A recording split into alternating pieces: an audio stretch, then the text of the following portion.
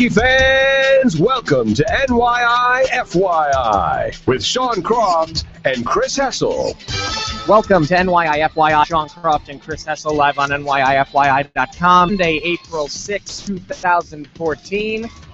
And this is the final NYI FYI unto draft. Hard to imagine that the season went as quickly as it did, and hard to imagine back in October, and very disappointing that here we are again, talking about the same thing we've been talking about for the better part of 5 years. You know, it's funny because it did go a lot faster than you know, you would have thought. I mean, last year was really fast because it was only a half the season. But I can't believe, you know, that we're here again. You said, unfortunately, talking about another loss. Draft picks, more garbage. And I'll tell you what, you know, a lot of people getting excited about this finish that the Islanders are on. Oh, maybe they could finish 500. Oh, maybe this, that, the other thing. Finish strong. Look at the kids and this and that. First came out and said what he did about, you know, you take this finish with a huge grain of salt because it doesn't repair what went on the rest of the season. And he said, you know, yeah, great, we're winning games now, but really in the scheme of things, we're not playing for a heck of a lot. And I'm glad he came out and said that, because I think that, you know, you have to be honest with yourself. And as we see on Twitter, Eric Hornick has the quote right there. But yeah, we're going to retweet.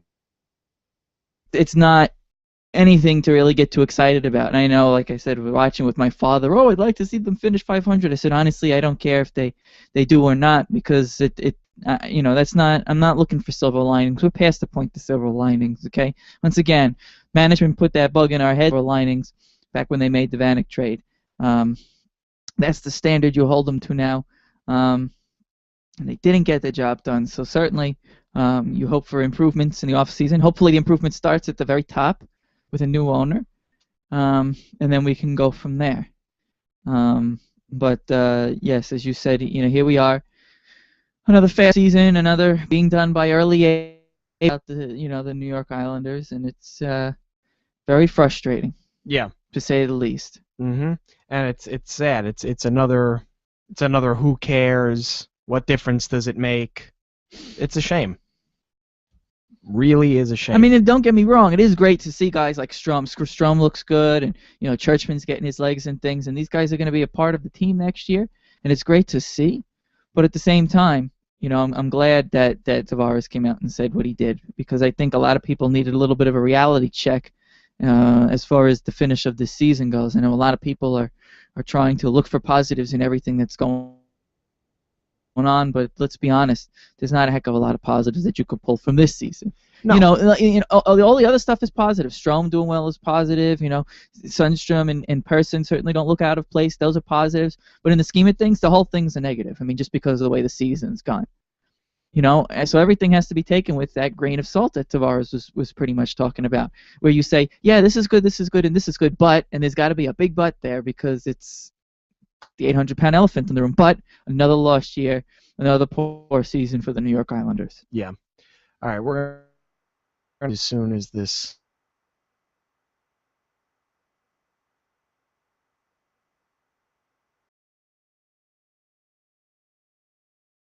Bailey, thanks a lot. Thanks for finally Bailey. Getting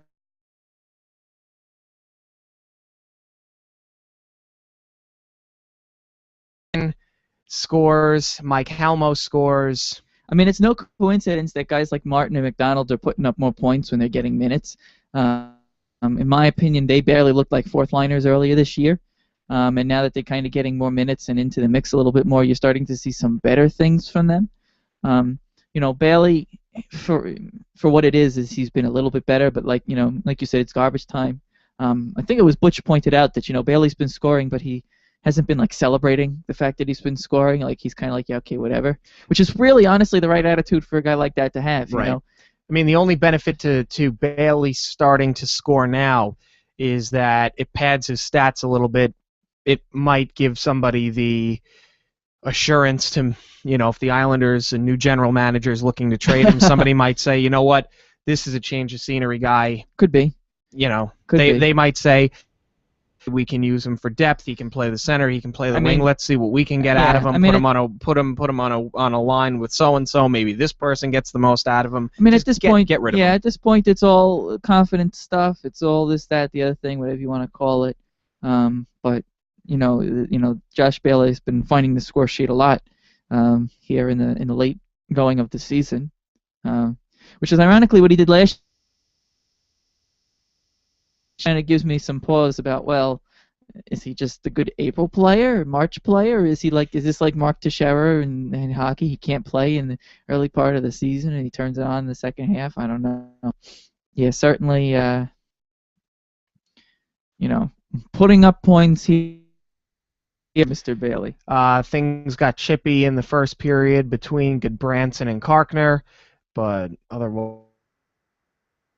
but there's not really much else to talk about in this game. Yeah, lots of There's chippy not much stuff to talk about going in on. any of these games. Lots of chippy stuff going on. The Islanders getting a win against a team that usually gives them fits. Of course, there was Roberto Luongo. So that certainly helps. Scott Clemmensen is certainly a much-easier target, but the Islanders handling a team that usually they have trouble with. Yeah. Islanders getting it going on the power play. Thanks for showing up against Ottawa Senators 2-1. Josh Bailey, thanks for playing. Casey Cizikas, and for Ottawa, our first line left wing next season, Milan Mihalik. Some nice puck movement from Strome and Donovan in that game, and Ottawa, which is basically playing for their season at that point still, just choking. I can't believe that they choked this whole season away, the Ottawa Senators, after the promise that they showed, and even the promise that they showed at the beginning of the year. So certainly a tough loss for the Ottawa Senators. But like I said, the common denominator in a lot of these box scores that you're looking at late in the season is guys like Calvin DeHaan, Ryan Strome, and Matt Donovan is picking up the slack a little bit from he had a little bit of a rough beginning of the season. Yeah. Yesterday was another atypical Islander choke. 4-3 loss in the shootout. Cal Clutterbuck getting it going at the 12:55 mark of the first period. No, look, here we go again. 2:36 mark of the second period. Washington scores. Islanders take 2 back. Pearson and power play goal by Franz Nielsen, which was actually a really nice shot and a nice setup. Yes, beautiful. Holtby was so out of position. You knew that as long as Franz got a piece of it, he was putting the puck in. I mean, he was wide open. It was a great puck movement play and a great cross-ice pass from Bailey. Got to give credit where it's due. Yep. Bailey's passing, he's got 26 assists this year, but he's made some nice passes, and he's always been more of a playmaker guy, but a lot of times hesitating too much this year is where the frustration sets in, but a very good cross-ice pass from him here to Franz. Yep. And, 3 minutes later, Backstrom scores, and then 1 minute and 45 seconds later, because we know that when the Islanders let up goals, they come in bunches. Joel Ward, who's having a really nice season, is 23rd of the year. He's been phenomenal. The Islanders couldn't control the puck here and kind of bounced around like a ping-pong ball, and was just right there in the slot for Joel Ward, who, as you said, has been very good at picking up the garbage this year at his 23rd of the season. That's good. Joel Ward was a player we liked and we wanted to sign a few years ago. If the Islanders were so inclined to ever spend any money, but they didn't. And Joel Ward's kind of taken a steady turn up in his play with the Washington Capitals. Kind of funny you talk about a typical Islander choke against the team that's really epitomized the choke this year. And it's funny because on Friday I discovered, I think it was Thursday rather, I discovered the staggering stat of Alex Ovechkin with all the goals that he scored this season in the minus 36 or whatever he was that particular day. I've never seen such an odd player, but they showed it on the Clutterbuck goal. The guy just drifts into the zone. This is kind of scary to me because I can see it now. Somebody's going to come in, buy this team, and that's going to be the player that we trade for and hang our hat on. Well, it's going to be a disaster. And they were talking about it on NHL Network the other day. This isn't the only time he was gliding in on a goal earlier in the week where he just kind of glided over the blue line and gave up on a play and they scored. And Adam Oates called him out on it, and they had the quote from him last night where he was like, "Well, the coach and I see things differently on that, I guess." Meanwhile, he's been gliding in the playoffs. He's been doing this and that. Alex Ovechkin. I'm almost ashamed that I used to fight for this guy as being the better player than Crosby, the better player in this league. He is absolutely not. I'm wondering how much of this is he's lazy and how much of this is he wants out of Washington. I think he's just lazy. I think that's just how he is. I think he's starstruck with all the goals, and I think that's all he cares about. Now it's funny because we always talk about, well, go out and get this player. Yeah, he's smaller. Yeah, he's not great defensively, but you don't always need two-way players. If you're going to have a guy that's going to get paid that much, he needs to have some sort of a defensive game to him. He needs to have some sort of a back check. He needs some sort Forget of even about that. He just needs to hustle. Yeah, If he and this guy hustled- doesn't hustle. No. I mean, you want to talk about cherry picking at its finest, and I get it. It happens a lot. There's a lot of guys that cherry pick, but there's also guys. I mean, John Tavares isn't the greatest defensively. That's why he's had some minus seasons, but it never minus 36 or something. Not when you score 50 bad. goals. Or exactly. When that you too. score 50 goals, and you well, if a lot of them are coming on the power play, and you which is set the up case. and you set up 25 more, when you've got 75 points in about 75 games, you shouldn't be a minus 30 whatever. Well, it goes to show you that you this shouldn't is be a guy- minus. You shouldn't be a minus 10. It goes to show you, I mean, because Ovechkin does take a lot of ill-advised penalties too, and when they Yeah, he give up the goals, he gets the minuses for that. It just goes to show you how, I mean, Washington with the best power play this year, it just goes to show you how Washington heavily relies on that and relies on him to put up points with one more man than the other team. And it scares me because, like I said, some team's going to be upset when they trade for him because I think that at some point this is going to end in a trade of Alex Ovechkin. Yeah, and for all of you that are going to jump down our throat and go, but think about Ovechkin, Tavares, and Opozo. I don't want to think about I don't that. want to Oh, think God. about it because this guy doesn't hustle, and he's not going to pass the puck to Tavares or Opozo. That team's going to have that line's going to have a combined 100 goals and give up a combined 175. Right. Because none of the three are that great defensively, but, at least Tavares and Opozo, they hustle. At least they can try to cut a play off. You at least give them a pass. They're primarily there to score. That's your job as a forward. Right. You're not a depth forward where you really need the defense of the back checking. You'd like to see some guys do it, but for me, it's somewhat forgivable on the first line because those guys are really out there to go up against the first line of the other Correct. team They're out and there put to score points the up. goals. And that's Exactly. fine. But there's a difference between trying and not being there and not caring. And that's where Alex Ovechkin is. He Yeah. doesn't care. And that's what it is. And it's frustrating when you see He's a a guy Manny who just Ramirez. lies. Yes, that's He's exactly what he is. He's a. That's a good analogy. He how many times did you see Manny Ramirez? Manny being Manny. Manny being Manny get robbed of a home run or a ball drops in the outfield or A-Rod's done it too, and these guys aren't hustling out of Yeah. the box because they're Robinson Cano. they're so concerned with I'm going to flip my bat and watch the ball fly, and they get robbed at the wall, or it gets brought back over and the outfielder drops it, and what would have been a double turns into a single. Yeah, That's, it is Alex frustrating. Ovechkin is that same He player. is. It's the same thing, and he's getting paid a lot of money. I think it was like $125 million over 13 years. That his mom was his agent. That his mom negotiated for him, and it's a tough contract. Somebody's going to take that on, and I just hope to God that it isn't the New York Islanders under a new ownership going into a Brooklyn area which has a Russian demographic. I really hope that's not their pull. Actually, also in this game at the onset, did you catch Butch Goring's comments about Braden Holtby? No. He was talking about Holtby getting the start, not having the greatest of years, but has a good past. He says, you wonder perhaps with Halak, if they sign Halak long term, if Braden Holtby finds a new team. And how he goes, you got anybody in mind? And Butch says, yeah, but I'm not going to name names, and kind of chuckled. Obviously, Braden Holtby is a guy we've talked about on the show. Braden Holtby is a guy who realistically could be an option for the New York Islanders starting goaltender next year. And it certainly sounds like that's a possibility if you're to read between the lines, knowing how Howie and Butch work. Braden Holtby could be near the top of the Islanders' wish list as far as netminders for next season. Yeah. All right, let's predict games for this week. We already did the Blue Jackets game for today at 6 o'clock. Tuesday, the final home game for the New York Islanders against the Ottawa Senators.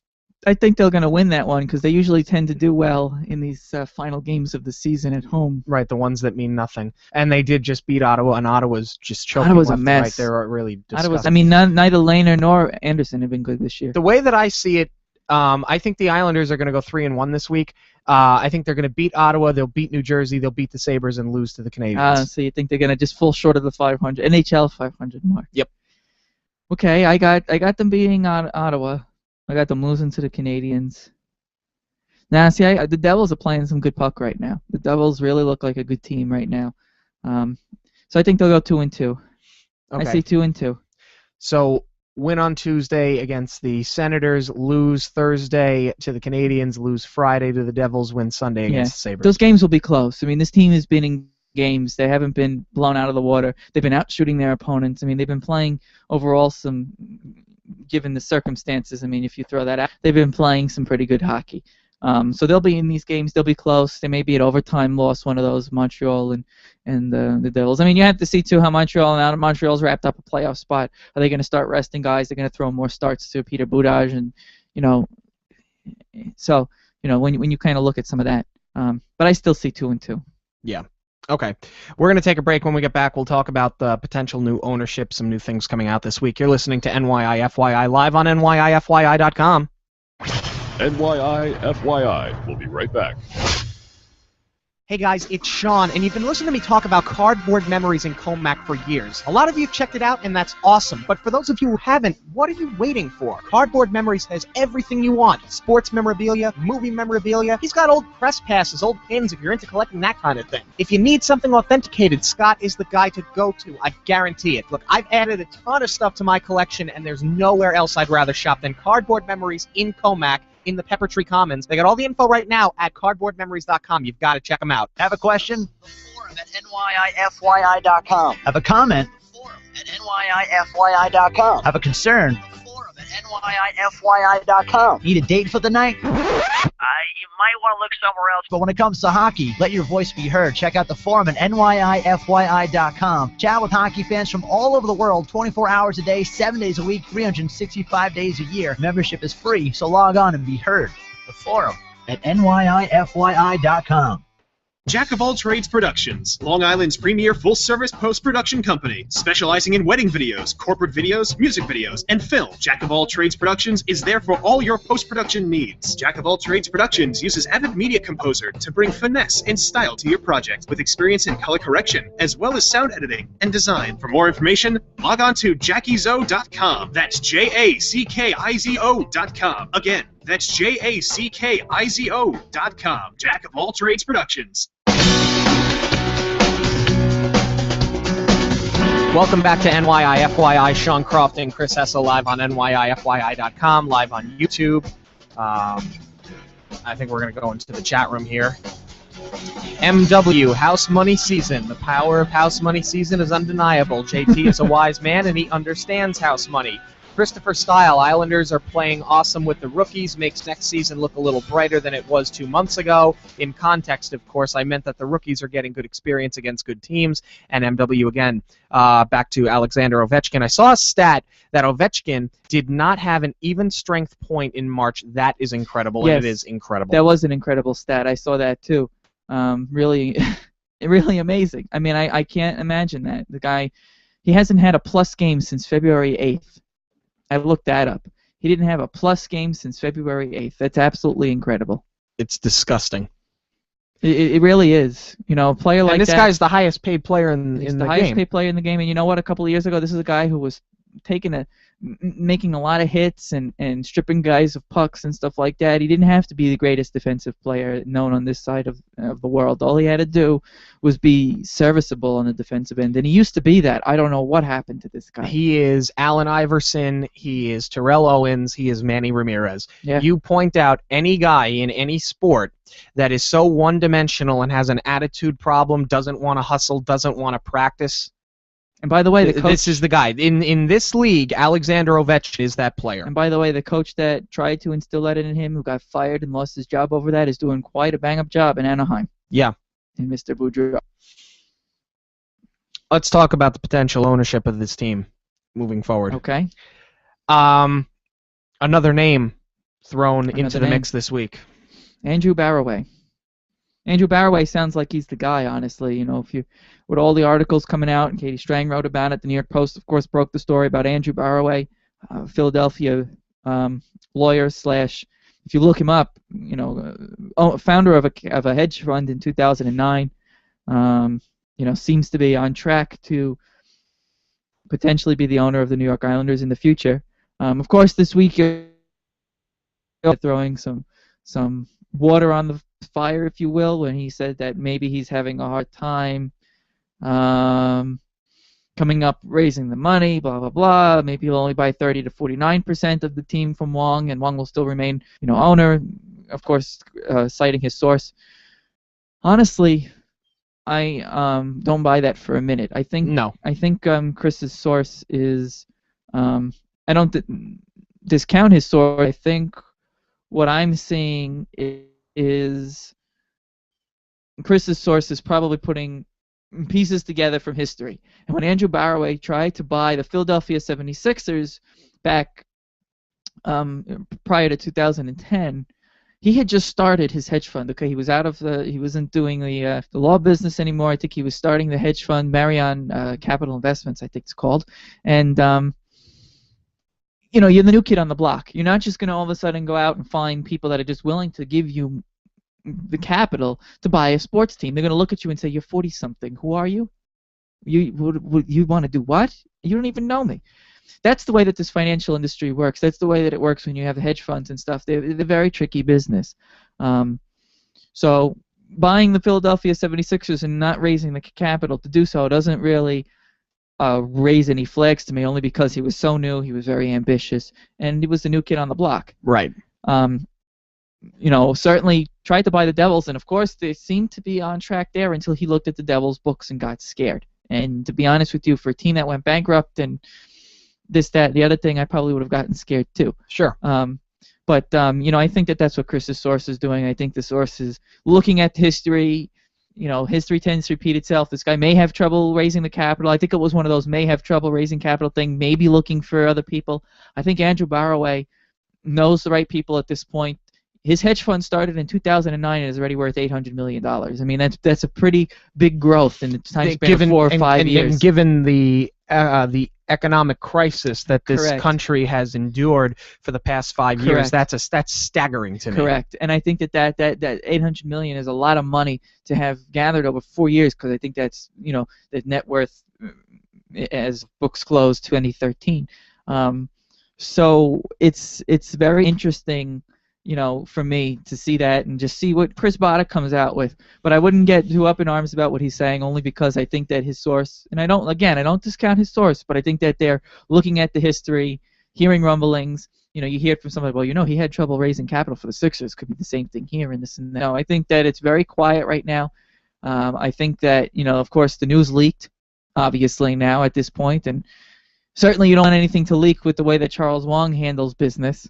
But I don't think Andrew Barroway is happy that it leaked either. It's very interesting, too, that Barroway was the lawyer against Charles Wong and Computer Associates. He was the lead plaintiff against them way back when. I think that's kind of comical. And, don't forget, too, that, you have Dolgan that wanted to buy the team. He was a guy that was rumored early, didn't have the money. He could come in as a minority owner that, he could get money that way. I think that there are enough guys that have been rumored, the LaFontaines, the Dennis Learys of the world, the Vitamin Waters, the Nelson Peltzes. I think that there are enough people who have been linked to this team where if this guy needed $100 million, and I'm not saying blow your nose on $100 million, but given the amount of people who have been rumored to have interest in the team, who have been linked to the team, I think that if this guy saw, and most of the time when you see new owners come in, it's not 1 or 2 guys. Early on, you'll see a new ownership group with 5 or 6 guys. Over the course of the decade, it gets dwindled to 1 or 2. Right. Then that's all it is. These guys come in, they're investors, and all they're doing is investing in the product to get out of it later. Right, exactly. We had a follower of our show say to me the other day, it was a great point. The Yankees have so many silent partners. They have so many silent owners that you would never know. I mean, the Steinbrenners were always there. George Steinbrenner was part of a group that he kind of took the lead, of course, over time. A lot of this always starts with group. I think that the New York Islanders are going to be under group ownership. I think when push comes to shove, by the time the summer comes around, I think the Islanders are going to be under a group ownership. And there's drawbacks with that. There's also some positives with that. The positives is you have to imagine that anybody who is buying this team, I know we keep saying this, it seems we say this every time a new owner comes in, but you have to keep, wonder, a new guy coming in can't possibly operate this the same way, would probably be coming in for the sake of buying a team, for the sake of owning a team, for the sake of loving a team, for the sake of winning, for the sake of making a lot of money in Brooklyn. And I think any good businessman knows how to do it. I can't even say that because Charles Wang was a good businessman. Obviously, he grew Computer Associates into something, whatever it was. You know, 38 days.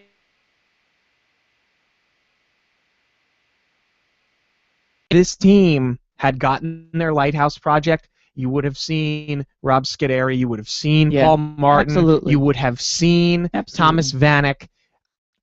I think there was too much put on that, right. And unfortunately, you know, you give credit to Wong for trying, but it's really unfortunate that this team was purchased really for the idea of a land grab, and it wasn't all his fault. I mean, Senator D'Amato pushed him to buy it, and you know, Swazi was promising him, you know, golden nuggets, and then of course lost his job, and I mean, you know, it's a very tough situation, and that's, you know, we could do a show on a commentary on Long Island, just like Howie went off on Long Island.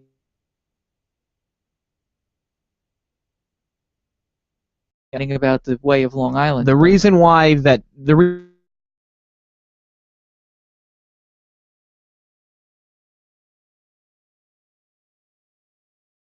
one person who isn't old money in the town of Hempstead that likes Kate Murray. Yeah. Anybody and young, they hate her. Yeah, they never vote for her. They hate that she lost the Islanders. Of course. Old money in Garden City love Kate Murray. Yes, they and do. That's why she has a job. Because they, you know, she's made a living on squashing any project that comes there.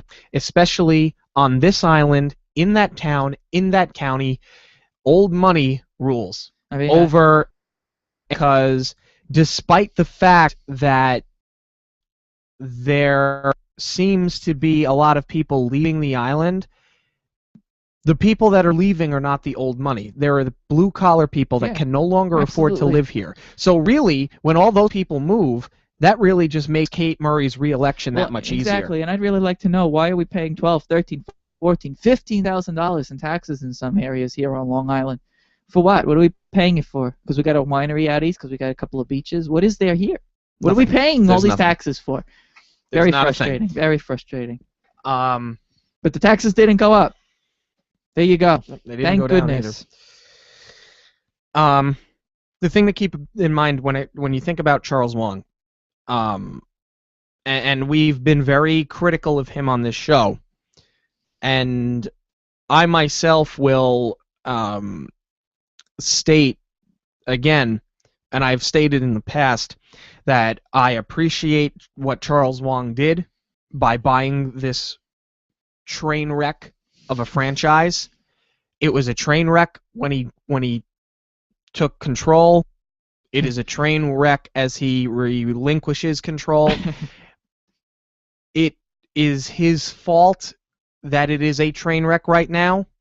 I understand the idea of, I want to lose as little money as possible, but you bought this team knowing it was going to lose money. You obviously had an ulterior motive. It was the land grab. But you know what? If Charles Wang hadn't bought this team would not be moving to Brooklyn, because this team would have moved somewhere else a long time ago. It could have.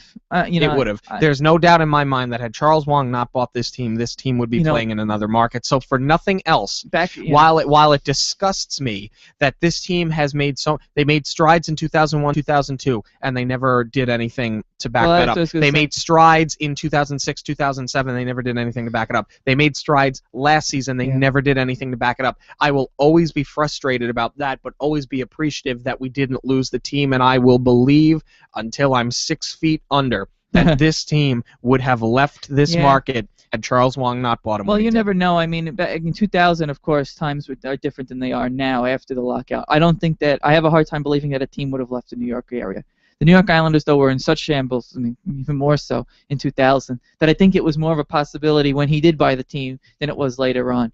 I think all the talk of Kansas City and Seattle and Quebec from 2005 on was kind of hokey. But I think earlier in the 2000s, if it wasn't him, this team could have moved. But I think the economics are a little bit different. I think, now that there was no chance that a team was leaving the New York market. But it remains to be seen. You want to talk about 2000 when he bought the team? Yeah, I think the possibility back then was greater than it was a couple of years ago, absolutely, even before the Brooklyn announcement.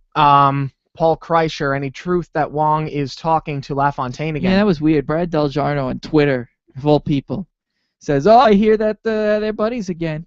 No, I don't think there's any truth in that. I think that if LaFontaine is a minority owner in a team, LaFontaine is talking to people who are talking to Charles Wong. Correct. I don't believe that Charles Wong and Pat LaFontaine are actually speaking with each other. It's pretty funny because he is speaking with this guy, Andrew Barraway, who was a plaintiff against him. But and I'm pretty sure that he knows that this guy was, the way that Charles Wong is, you can take him down, you try and do this, that, the other thing. He's gonna remember you. But I think he's just. He could be talking to him. I'm not sure if I completely buy it. I think he's just talking to people who are talking to Pat LaFontaine, if that's what is really going on.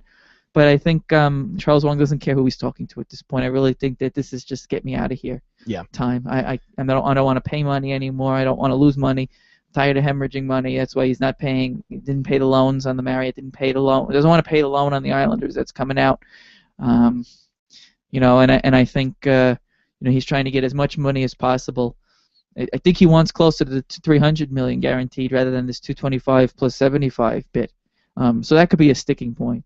But I don't think that. I think Wong is talking to Barraway and his people, not really talking to Pat LaFontaine. But I'm sure it's just a thing from Brad Deljarno of LaFontaine saying, "Well, things aren't as bad as they were," and people saying, "Well, that could mean that he's talking again." And Brad, you gotta imagine Deljarno knows something. If he still talks with these guys still talk with each other.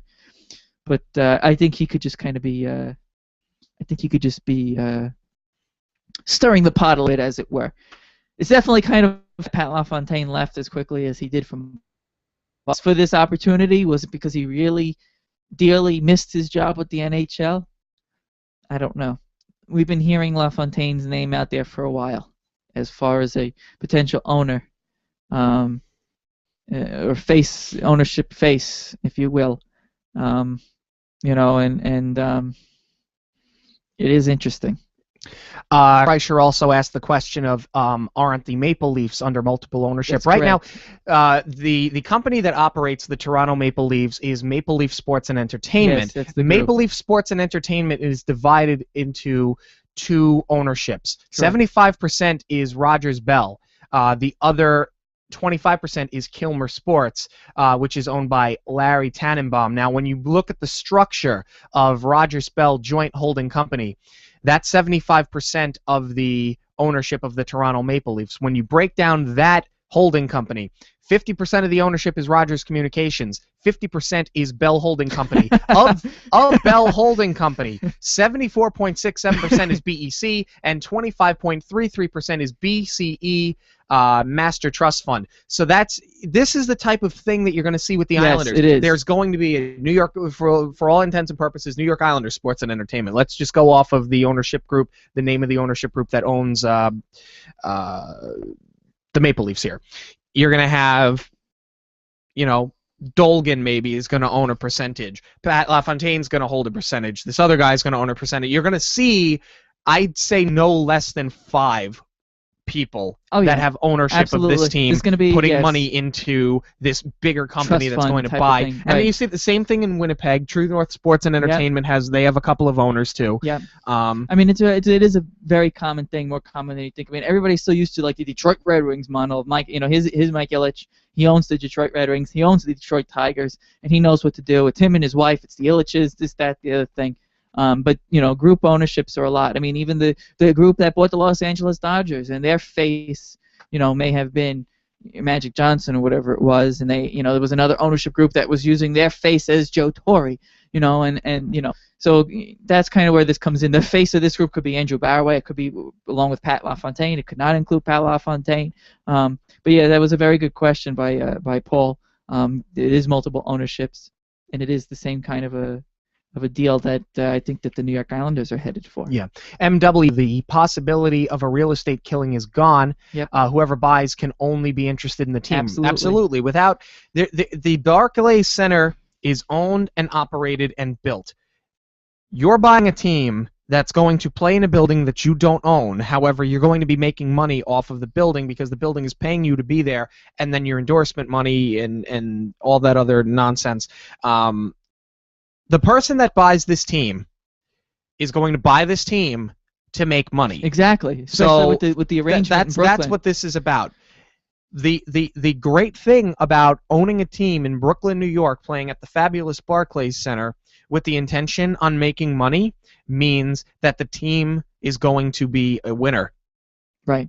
Absolutely. To make the team a winner, you will build the team properly. And if you look at, I mean, they're going to get $50 million of revenue every year, from the Barclays people, $50 million into the revenue, and then pay the rent and the playoffs, and when you kind of look at the money and subtract and do the debits and credits, it's still a pretty good deal for the New York Islanders. It still can be a very profitable thing in Brooklyn.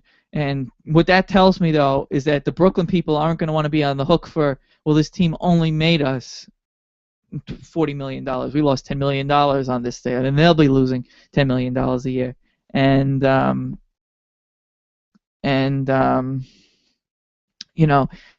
when I look at that, I kind of see that the Brooklyn people will not let this team just operate at the floor and only try and make revenue on that and try and win with a. They're going to understand the team's got to pump some money into the team. And they also understand that the disaster, the tire fire that is the Right. New York Islanders cannot continue. Right. The new owner is going to need to wipe the slate totally clean of that reputation. Right. It is absolutely so difficult to win when you're at the cap floor. I mean, some teams can do it, some teams cannot. It's more than often than not, it's hard. This team's going to need to go on a deep playoff run to make this worth it for them, especially because they're going to want the revenue. They're going to want their money from the rent. They're going to want this team playing late. It's going to be that kind of an agreement. We'll give you $50 million a year, but you got to put a team on the ice that's going to take you deep into a playoff run, so we can get that back from that. You'll make more revenue on that. We won't lose money on the deal. Right. And this and that. And that, to me, speaks volumes. Mm-hmm. So that's why, Paul says you guys could have just said yes. Well, no, it's a good. We could have, but I was curious. Look, people come here to be informed. Obviously, I we was wanted curious. to inform you. But the other thing is, Yeah, he was we joking wanted, around. Yeah, but, of course. But we wanted to lay it all out there because people are going to wonder what the structure of the ownership of this team is going to be, and that's the type of structure you're going to see. So it's not just us for the sake of answering Right. your question, but the sake of for opening people's eyes and understanding that this is the type of ownership that this team is going Right. to see. And it was a great question, Paul. So Yes, we it was. wanted to run with it a little bit because we were curious too. We're going to move on now and just talk about, in the last few minutes here, we're not going to do a sin bin or any of that. No. It really makes no sense. Team played well. And we could talk about who we want the team to get, but frankly, Chris and I spoke about this before the show. Usually, we come into this show, and we talk about this free agent and that free agent and this prospect and this.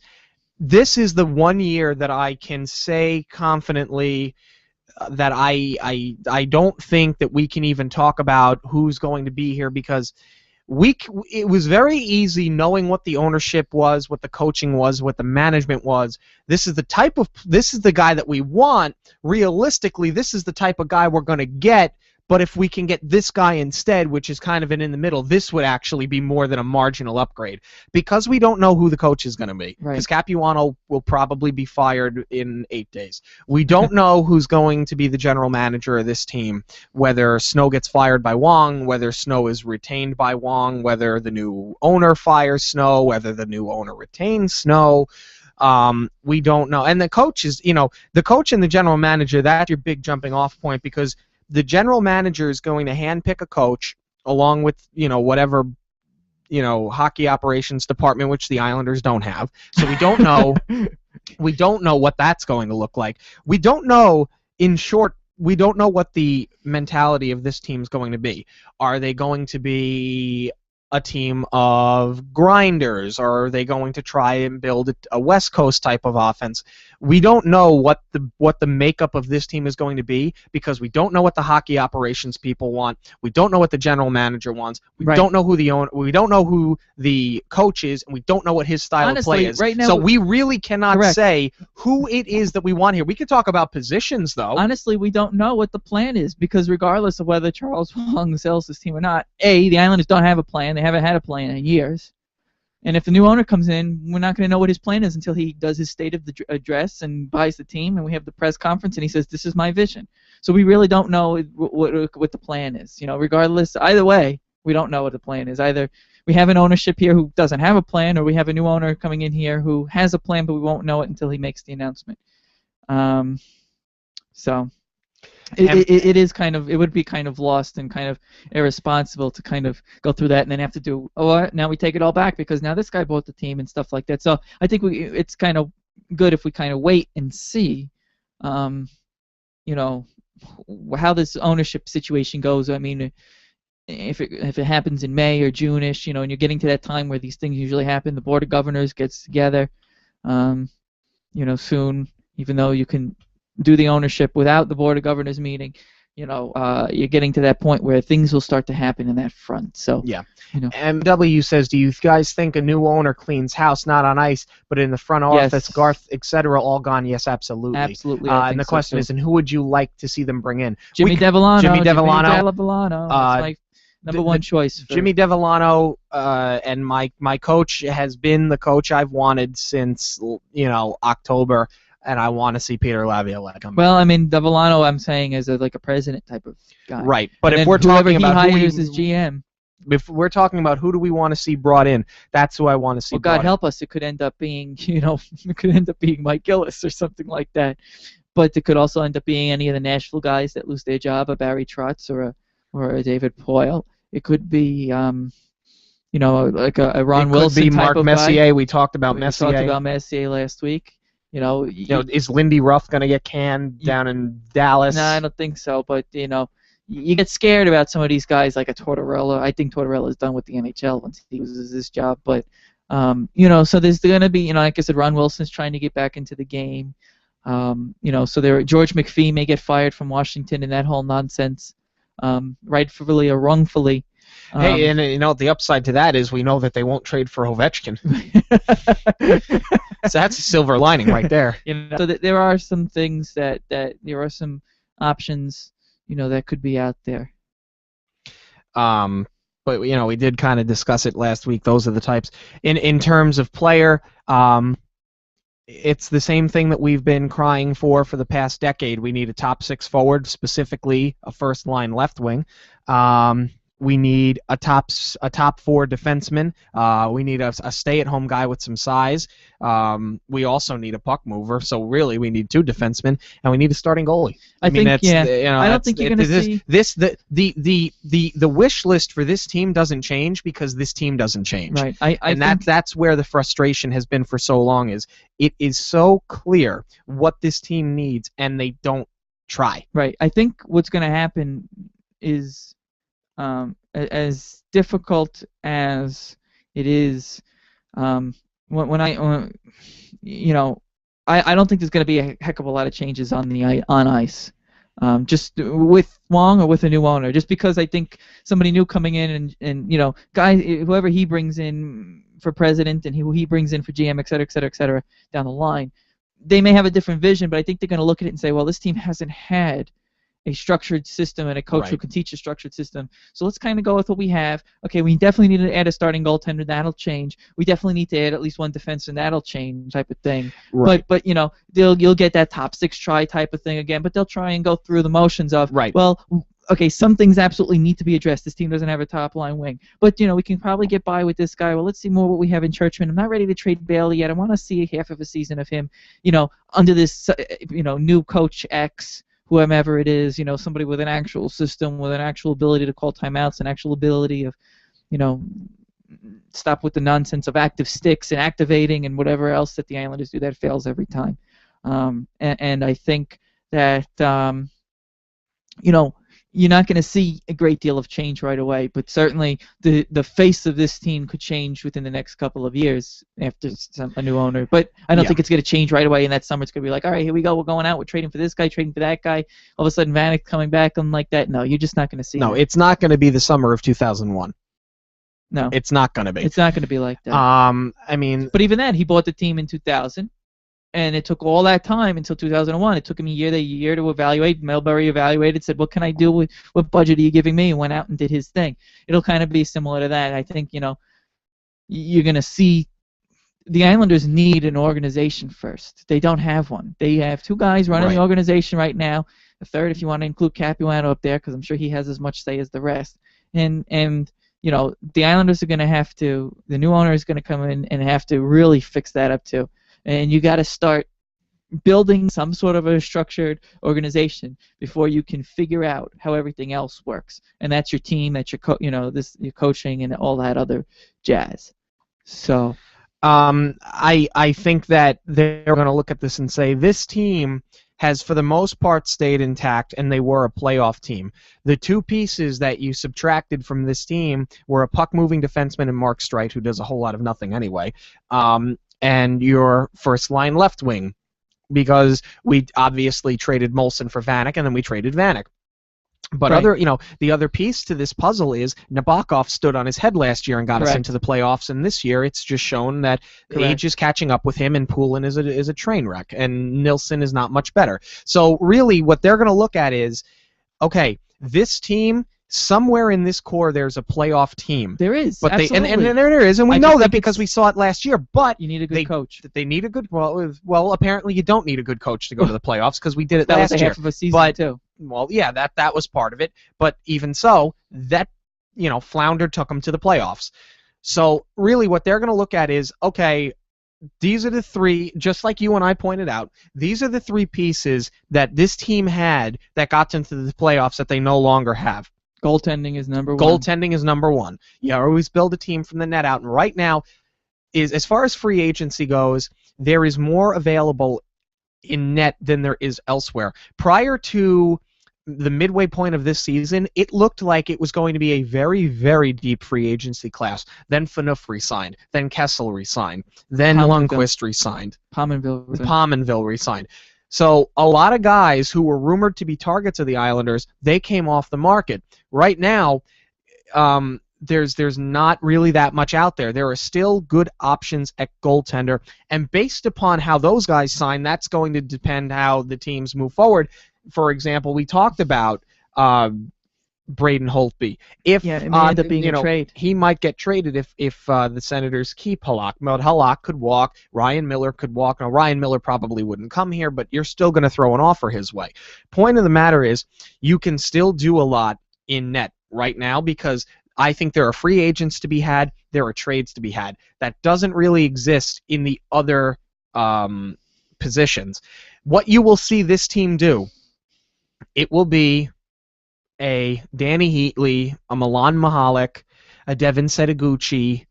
It's going to be a top six try, aging veteran, absolutely, gap player. And you know what? I think that at forward, I don't think that it's as dire of a need to address a forward spot. I mean, you want somebody to play top line wing, and it could be a try. I'm fine with that. And the try could be Anders Lee. Right. And it's not going to matter. I wouldn't be thrilled with that. Honestly. Neither would I'd rather bring somebody in. But my concern lies in goaltending. And it'd be nice to add a good defenseman to the mix. But and I see Mark points it out here. It doesn't need wholesale changes, but just a tweak here and there. And I kind of agree with that. I mean, just like you said, somewhere in this core, somewhere on this team, there is a playoff team. It needs to be brought out. You need a good coach to bring it out. You need a good goaltender who can stand on his head more often than not. Nabokov has had his moments this year, but he was also hurt a lot. Anders Nilsson had his moments this year, but he's also young, and we don't know really what it is. And he's a 6'6" guy that goes down early. And the Islanders don't have Sudsy Mirage. They don't, to teach these guys anymore. I mean, he brought, Al Montoya along very well and changed his skates and his style. And Al Montoya is making a pretty good living as a backup now there with the Winnipeg Jets. So of course Sudsy leaves and goes off to wherever he went, and Anaheim, I think it was. And why am I not surprised? It's frustrating in that sense that the Islanders just, anybody who disagreed or anybody who got too expensive is gone. Mm-hmm. So really you're going to see a lot of the changes off the ice that are going to do an organization well. And I think that the Islanders aren't actually that far off, especially what we're seeing from some of these prospects. Anders Lee, Ryan Strome, even Churchman to an extent, Calvin DeHaan. I think really that these guys can take off under a new coach and a new system, and it lessens really the amount of things we have to add. If Churchman turns out to be good, I'd feel great about Churchman if he was playing for Detroit. Just like when DeKaiser went over there, everybody says, well, that guy's not going to turn into Matt Gilroy. He's learning from the best. And now DeKaiser is really solid. I'd feel a lot better about Churchman if he was in a good organization, learning from a good coach. And he could be now next year. And I'd feel a lot better about him. Then you don't have to go out and spend all this money on defense. You can go focus on the goaltending, make a tweak on D, go out and get the top 6 try and stuff like that. And then it'll be more status quo, I think, regardless of the owner this offseason. But I think the place that a lot of money would get thrown, regardless of who's owning this team, is goaltending. I think that much is clear. Yeah. Right now, I think that is the paramount need on this team. MW, please don't trade for Cam Ward. Please don't. You could buy them cheap, but please don't. Oh gosh. Oh my gosh. But be prepared for it. Yes, be prepared for it. Be prepared for Braden Holtby. Holtby, I take. At least he's young. There's still some hope for Holtby. Yes. There's really none for Cam Ward.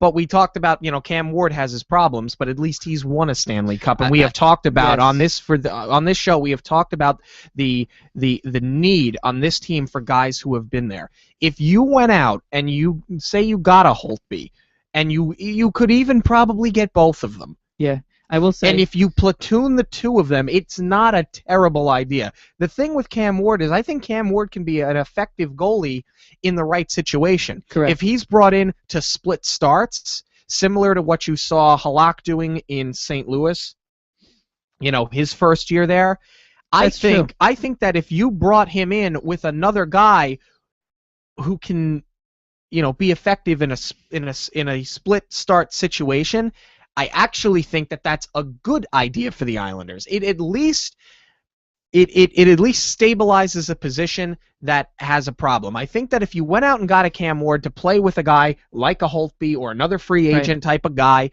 that would come in and split time, and they could each start 41 games, or one starts 40 and one starts 42, or the other starts 35 and the other whatever, as long as it is fairly split down the middle, given 3 or 4 games one way or the other, I actually think it's not a terrible idea. It's not. I will say one thing. And I would argue that it is certainly an upgrade over what we have now. Absolutely. The way that this whole end of the season has gone has really made me change my opinion a little on Braden Holtby and James Reimer.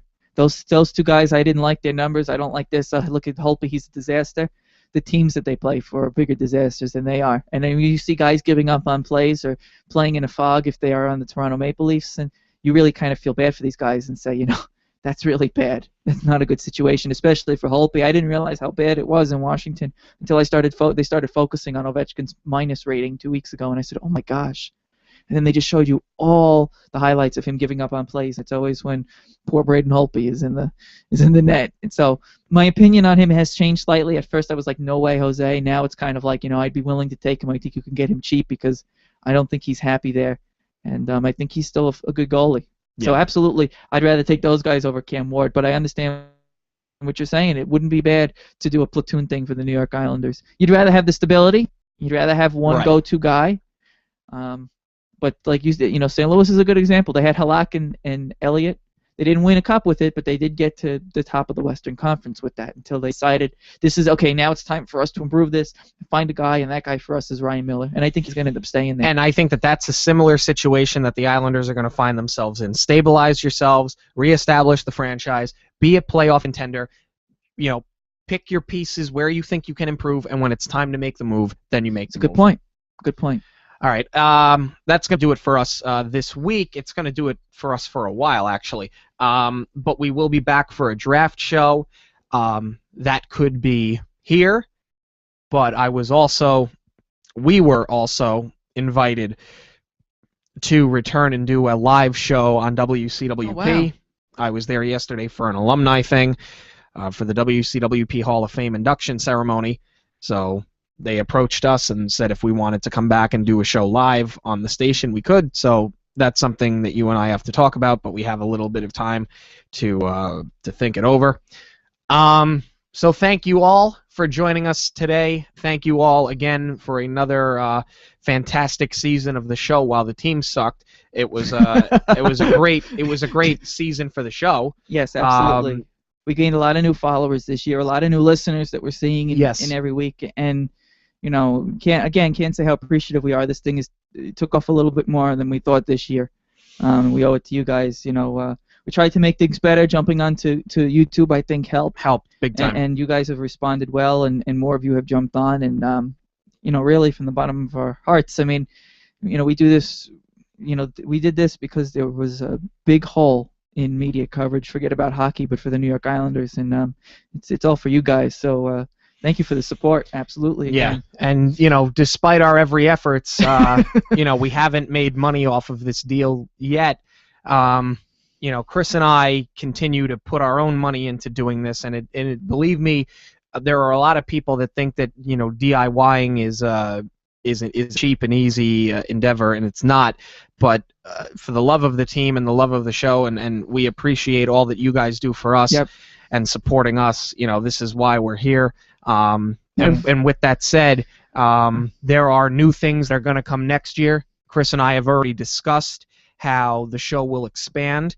There have been some internal discussions, perhaps, about expanding the YouTube end of it. And frankly, we see how you guys come out when you see a video that interests you. If it's a player that interests you, obviously we had a great turnout last week for the ownership show. And if we can start doing more videos and incorporate some new things, we could start generating revenue from YouTube. And if that's the case, then maybe this works out it works out better for us. And you got to understand that when it comes to making money, it's not even so much that Chris and I are trying to put money in our pockets. It's really that we're trying to expand what we already have. We're doing the best that we can do up to this point without hemorrhaging a ton of money. Following a kind of Charles Huang mentality, I suppose, but I think that we offer quite a bit. But we want, the point is, we want to offer more. We want to do more. Right. So there will be some changes next season. Not so much to nothing bad. No, it'll all be good, and nothing will change so much to the podcast audio side of it, not to the actual show itself, but to all things that encompass the show and all things that the show encompasses. There are definitely going to be some changes. It is all going to be for the better, and we're excited for it, and we're going to experiment for it, experiment with it, and we really hope that you guys appreciate it. And Christopher style, we're not going to go back to Ustream. And one more shout out I want to give out to the New York Islanders for letting us cover the team and going there and being open with letting going to practices or getting audio from games and stuff like that. Thank you to the New York Islanders for giving us that arrangement and that avenue to get